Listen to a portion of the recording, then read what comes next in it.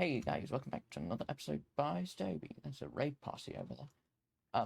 Last episode we built these three buildings here. We built stables, we built a barn, and we also built a farmhouse. All of them look very nice. Now, for some reason I'm extremely laggy, but whatever. This episode we're not gonna have time lapse. We're gonna be doing some improvements. As the title may suggest. Yeah, and this was a part one, so make sure you come back next time to see the next half of. And make sure you subscribe and turn on notifications using the little bell. Yeah. To make sure you get notified that for the So second part. The first thing episode. that we've changed is up here. Here is our lovely all-mob farm. Very elegant flying there. No, here we've made this look prettier. You may not be able to tell the difference, but this floor is all nice. This is all smooth. The floor used to be just lots of different. And the floor used to be like that, just lots of different materials thrown together because I ran out halfway through building it and that sort of thing. Yep, and it's also spawn-proof. It still is. And there's also used to be chests back here. They've all been put away. They're all full of bows that we kept. It's nice, this. We've had this since episode 3, and it's served us well ever since. The only things we've changed is we've improved this. You can also see that we there's also a bit... changed. Yeah, we also changed that these were no. What were we no longer keeping? I saw you switch something out. No. Okay. But moving on. over here, this dropper is now going into fire. I have to fire tick off, by the way, so that's not That's not going to burn anything. Also, I have particles off because of where we're going next. Yeah, that's probably a good Which idea. is why my fire looks absolutely weird. But yeah, it just means that the entities aren't put into the pool, creating huge amounts of lag. Because as you can see in the very top corner, top left of my screen, there's an I can't see that. There you go. E with 442 entities below here. So now I have absolutely. Wait, let's go down. I'm gonna go down because that isn't items. That is just. Well, that was items. Well, there's 500 entities there, but whatever. So the next thing we're gonna do is we're gonna show you changes to our 2 mega farms. So you know that we've got 2 mega farms. We have the Guardian farm and we have the Gold farm. The Guardian farm was created this season. The Gold farm was created last season. Guardian farm go will back visit and watch first. that video if you want to see how we built it. See, the path for the Guardian farm used to be down here, but it's actually no longer here because of what I've done. The portal to it has moved. So we're actually going to go up here, lie down this time, and then stop because otherwise we'll hit a wall. Be careful, there's a wall. And then if we just wait here for the chunks to load, bit of lag then. We just go down here. Yeah, look at I have infinite firing rocket for some reason. Yeah, if we keep dropping down here, there's a portal at the bottom. And that's where the new portal is for our Guardian farm. See, this is a bit precarious, but whatever. So now if we hop in here, this is basically, in case you're wondering why the nether is used for this sort of thing, it's because in the nether, every 8 blocks you travel, for every 8 blocks you travel in the overworld, oh, hang on, just need to do that very quickly. So I think that's glitched out. There we go. So you use the nether because in the overworld, 8 blocks is 1 block in the nether. That means that it's faster to travel on the nether. And if you have tunnels, yes, it looks very different. You remember we just had a few chests. We've now got a lot more chests. A lot more chests. I'm gonna turn my particles off. So if I go into video settings, animations, all off. Because the Guardian farms, if you forget how the Guardian farm works, it runs off a layer of soul sand on the bottom, which then creates bubble streams, pushes the Guardian up, and then this kind of net thing pushes them all into that hole there. What this does mean, though, is all the bubbles from the bubble streams create a lot of lag. But if you turn off your particles in video settings and animations, if you just do all off, it will mean that the bubbles no longer appear, and it will mean that you'll get a massive lag reduction when looking at this file. Okay. And so what we're going to do now is Sam's going to hop into spectator mode. We're going to switch over to his perspective, like this. And we shall have a look at this. And, so if you go up and go kill some guardians, yep. We can show off the system. Which I designed, and it's very nice. It's a bit over-engineered, but it is very nice. So how it works, as you can see, is the items drop through the hoppers. You can see all of this. So all the signal outputs from all 4 hoppers are joined into this circuit here, which goes into this. This is just a normal pulse extender. Pulse extender. You can see as the signal turns off, it will slowly fade out. And then that powers this powers clock. So hit it again. So it powers. Start it again. You can see it powers the server clock, which powers the redstone signal, which then powers these 2 droppers to begin firing items into a water stream. The water stream comes out here, puts the items against the honey block. Now, honey blocks, you see this one, like, slightly see-through pixel? That is actually, entities can't interact with that. That is transparent. So they go into it, go into that one pixel, and then hit the solid block after it. And then it means that they're on both blocks simultaneously. Both of these 2 blocks at the same time. So you can see here we have the water stream here, and they are technically on these hoppers and this blue ice at the same time. Now this is important because there is a chance that as those items flow down, you see that they're not getting picked up by all the hoppers, and that's because of our impulse item sorters. So and these are just normal impulse item sorters. That's a very cool angle. That is a very cool angle. But what happens is, if the items are flowing down the middle of the hoppers, they would eventually stop. They'll get trapped in the They get caught on the hoppers and would stop. And the other important thing is that it means it's 100% tileable. What that means is that we can have an infinite water stream without them getting stuck. So you can see where that fence gate is, that they're sliding across the ice and not getting stuck on that hopper, so they can continue along the water stream. Then they turn the corner, and keep going around. Exactly the same system. Go around and around and around, and this is where most items will be picked up, because this is where the remaining fish is picked up. But you can see right at the end we have another fire, because so most items will get caught. Pretty much all items, because we've got 2 ones in the end here, which are just other. So anything we haven't filtered for, they're currently empty. This will collect stuff like tropical fish and tridents. Tropical fish are here. So this is salmon, tropical pufferfish, tropical fish, ink sacs, glow ink sacs. That's going to be a weird angle. And yeah, if something you don't know, else. you can, when you're in spectator mode, you can click on a flare and you will basically just have exactly the same view, just with a bit of lag. There's a bit of delay. Bit of network lag. Bit of delay, and I bet it looks extremely weird for you guys. But anyway, carrying on.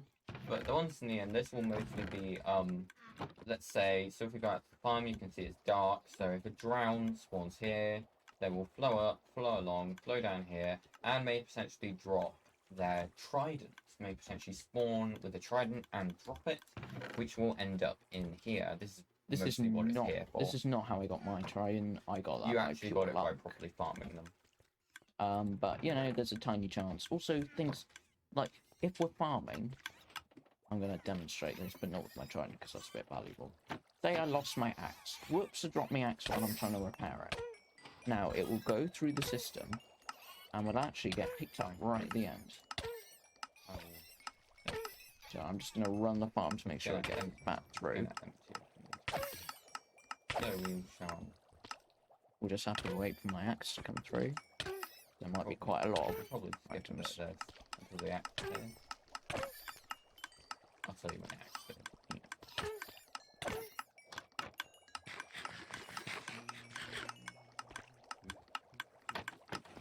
I mean, it could have passed through already. We'll give it a bit of a while. Give it.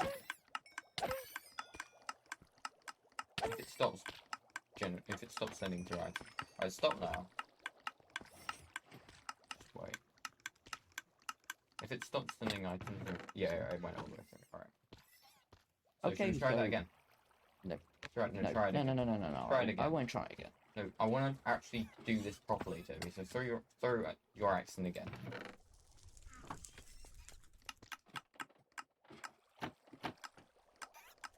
Kill some lions. So you can Whoops, see there the goes axe my will axe. appear. It will head along here in its rather glitchy fashion. Or eventually end up around here. Right. Well, I missed it. But whatever's happened. Eventually, it will make its way into this chest here. It hasn't yet touched. No, it's got quite a lot of hopper stuff to flow through, so you might want to give it a chance. Ah, there it is. So you can see it's gently flowing through. Well, gently. It's not Laggily flowing through. No, it's a very slow system, but it works and it can deal with the amount of drop. And then it'll end up Because here. the reason- fish go into this hopper. You might be confused why we Slides along. actually changed this, because before we just had some chests, but the items were all taken out by a single hopper, and this farm produced Ends up in here. more than one item per tick. And the problem with that is that hoppers can only transfer items at one item per tick, Which means that the system couldn't keep up. which means that all the hoppers clogged up and created some lag. Not that that's very much of a problem here at the moment. He says, You've- as it's just creating lag anyway, even though there aren't items hanging around. Yep. So you can see But that. it meant that the system would fill up, and we'd have to basically go AFK standing here, No. just waiting for it to empty out. Passively, the farm would actually fill up anyway. Yeah, so we'd it have to just wait couldn't for work. it So to- now we've also got way more storage, just like a ridiculous amount of As storage. you can see on, so look, we've already collected Three double three chests, double chests. and then we've got like a few double chests. I think, yeah, Double chest in a bit of Frisbee crystals. and then we've got all the fish down here. And then once these get items in, I'll start putting up the item frames down here. we have My the axe. axe. Fantastic. And Also, so we've got my failed attempt at doing a guardian. I tried to do a the guardian. orange concrete The eye actually is makes it. wrong. The orange concrete kind of works, but the eye is weird. I'm not sure what to do with So it. if we switch back to my perspective now, so once we go through the portal, it will put us here. Yeah, that's right. So these portals are properly linked up. It just didn't work the first time because I hadn't broken the old portal properly. But as we make our way up here, we'll be able to talk about the gold farm, because the gold farm was designed by Nambon, and in case you recognise, it was actually the design that Iscal85 used in his Hermitcraft Season 7 gold farm. And the important thing about it is that it produces a lot of items extremely quickly. And that meant that there had to be a really advanced sorting system with hopper minecarts. Good as super sucker, but it had lots of hopper minecarts and stuff. But unfortunately, because of how we built it, it wasn't protected, and piglins could spawn and mess it up entirely. And that was obviously extremely annoying, so I've had to rebuild it. But at the same time as doing those renovations, we thought it would be good to fix a few problems with it. So, like, for one, the very bottom layer was missing its turtle egg, meaning that it basically didn't work properly. The bottom layer would no longer attract zombified piglins, they wouldn't fall down, and this would mean that so they would collect. We've added there. this big staircase here, which goes down to a proper storing system. So that picks up all our gold. Do not ask how much wood this staircase and all those chests cost. It was far too much. And then there's... And I also had to reconstruct all these sorters. Yeah. Because we had to... Yeah. Quite a lot had to move. Move around. So we but this has all been repaired, so that's what the Super Sucker looks like. You can see now it's in a glass box, so yeah. they don't get moved. And then the piglins... So if you hop on spectator mode again, I'll switch back to you, and we can quickly show how the farm works, because why not? You guys probably haven't seen it, because it was last season when our videos were rubbish. No, So yeah. So how it works, you see the items are dispensed. Oh, I haven't switched your perspective. There we go. Alright, so the items are picked up, are generated right here.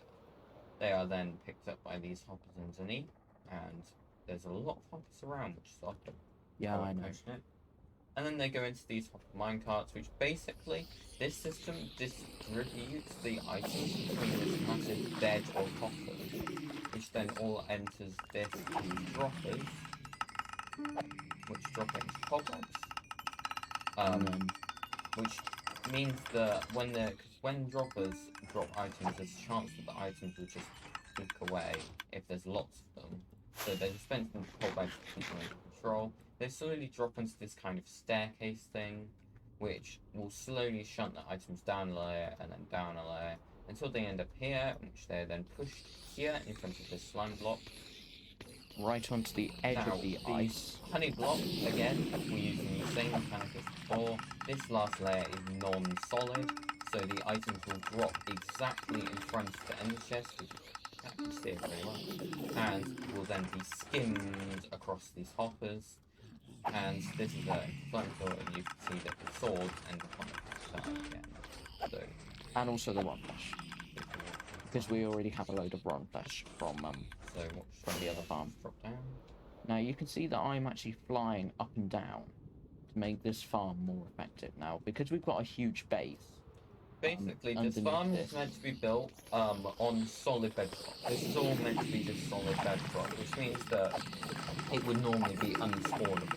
Unfortunately, we decided to build a massive village on it.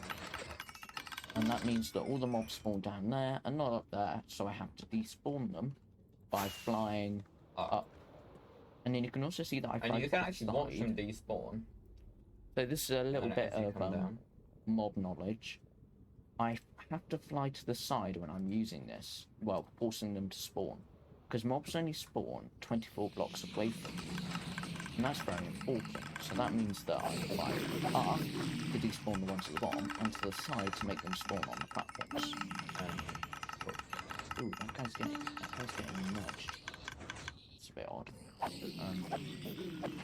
But yeah, that's basically just how it works. Also, with this farm, we've changed the impulse item sources. The two end ones have been changed to a other, so they just collect everything. And the first other is already full. And it isn't too far. Farm is too far. That's why the impulse item sword. Basically, this is why the impulse item sword is too long. So you could see in the other ones, keep up with the items. We had lots of them. In this one, we have lots of them as well. This is just because the items arrive faster than one hopper could pick up them.